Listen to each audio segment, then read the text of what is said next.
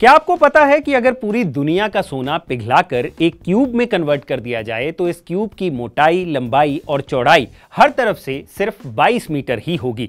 इसे थोड़ा और आसानी से समझे तो दुनिया का पूरा सोना अगर पिघला दिया जाए तो इससे लगभग 3 ओलंपिक साइज स्विमिंग पूल्स भर जाएंगे। बस इतना ही सोना है जो अब तक इस दुनिया में मौजूद है और इसमें से भी 66% सोना ऐसा है जिसकी माइनिंग 1950 के बाद हुई है। रही बात धरती पर कितना सोना बचा है तो ये बता पाना थोड़ा मुश्किल है। हालांकि कुछ स्टडीज का कहना है कि जिस हिसाब से गोल्ड माइनिंग हो रही है तो अगले 2 दशक में धरती के भीतर का सोना खत्म हो जाएगा। शायद इसी के चलते अब नासा धरती के बाहर भी सोने की तलाश कर रहा है और नासा को यह सोना मिल भी गया है, जिसके लिए जल्द ही नासा एक मिशन प्लान कर रहा है। अब आप सोच रहे होंगे धरती के बाहर सोना आखिर है कहां, यह सोना कितना है, कैसे नासा इस सोने तक पहुंचेगा और क्या है नासा के इस मिशन गोल्ड की खासियत। तो इन सभी सवालों का जवाब मैं दूंगा आपको इस वीडियो में। हाय, मैं हूं भूपेंद्र सोनी और आप देख रहे हैं अनकट। हमारे सोलर सिस्टम में कई एस्ट्रॉइड्स घूम रहे हैं। इन्हीं में से एक है 16 साइकी एस्ट्रॉइड। ये एक मेटल एस्ट्रॉइड है जो मार्स और जुपिटर के बीच सूरज के इर्द गिर्द चक्कर लगाता है। 16 साइकी 200 किलोमीटर लंबा है और इसकी खासियत ये है कि ये एस्ट्रॉइड निकल, मेटेलिक आयरन और सॉलिड गोल्ड से बना है। इस एस्ट्रॉइड की वैल्यू जानकर आप हैरान रह जाएंगे। एस्टीमेट के मुताबिक इस एस्ट्रॉइड की वैल्यू 10,000 क्वाड्रिलियन डॉलर है। अब ये कितना पैसा होता है आप इसी बात से अंदाजा लगा सकते हैं कि अगर ये धरती पर आ जाए तो हर एक शख्स को 100 बिलियन डॉलर के आसपास मिलेंगे, यानी हर कोई जेफ बेजोस के बराबर अमीर हो जाएगा। खैर, जोक सपाट, अब आते हैं इस सवाल पर कि आखिर नासा का इस सोने तक पहुंचने का मिशन क्या है। नासा पिछले 5 साल से 16 साइकी एस्ट्रॉइड पर पहुंचने की तैयारी कर रहा है और इस मिशन के लिए स्पेसक्राफ्ट भेजने का प्लान अगस्त 2022 का तय किया गया था, लेकिन कुछ कारणों के चलते नासा वो मिशन नहीं भेज पाया और अब नासा ने इस मिशन को फिर से फुल स्विंग में शुरू कर दिया है और 2023 में 16 साइकी के लिए स्पेसक्राफ्ट रवाना किया जाएगा, जिसे 16 साइकी एस्ट्रॉइड तक पहुंचने में 3 से 4 साल का वक्त लगेगा। हालांकि नासा का यह मिशन 16 साइकी से सोना लाने का नहीं है। नासा का मिशन है इस एस्ट्रॉइड को डीपली स्टडी करने का।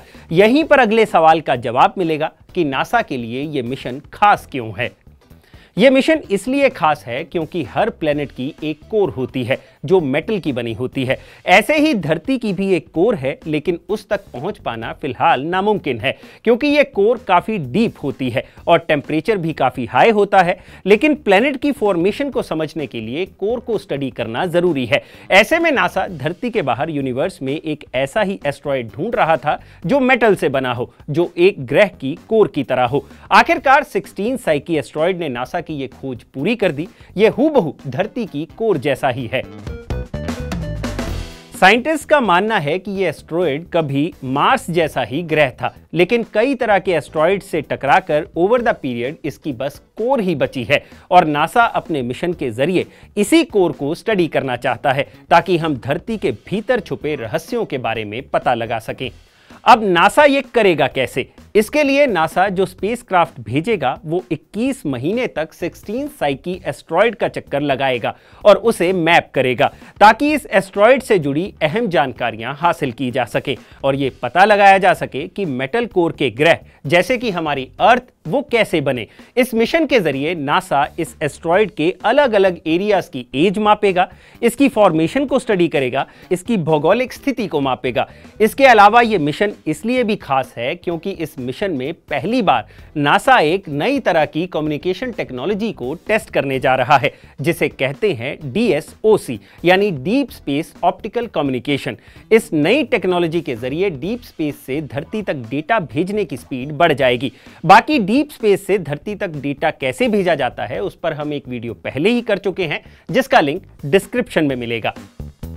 अब आते हैं अपने आखिरी सवाल पर कि अगर 16 साइकी एस्ट्रॉइड का सारा सोना धरती पर आ भी जाए तो क्या इससे हर कोई खरबपति बन जाएगा?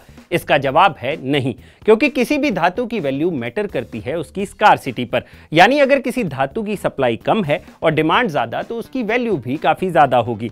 धरती पर फिलहाल सोने की डिमांड ज्यादा है और सप्लाई कम, इसलिए इसकी वैल्यू है। लेकिन अगर इतनी मात्रा में सोना धरती पर आ जाएगा तो इसकी डिमांड कम हो जाएगी और सप्लाई ज्यादा, जिससे सोने की वैल्यू लोहे के बराबर भी हो सकती है। तो ऐसे में यह बात सिर्फ खुश होने के लिए तो अच्छी लगेगी, लेकिन प्रैक्टिकली पॉसिबल नहीं है।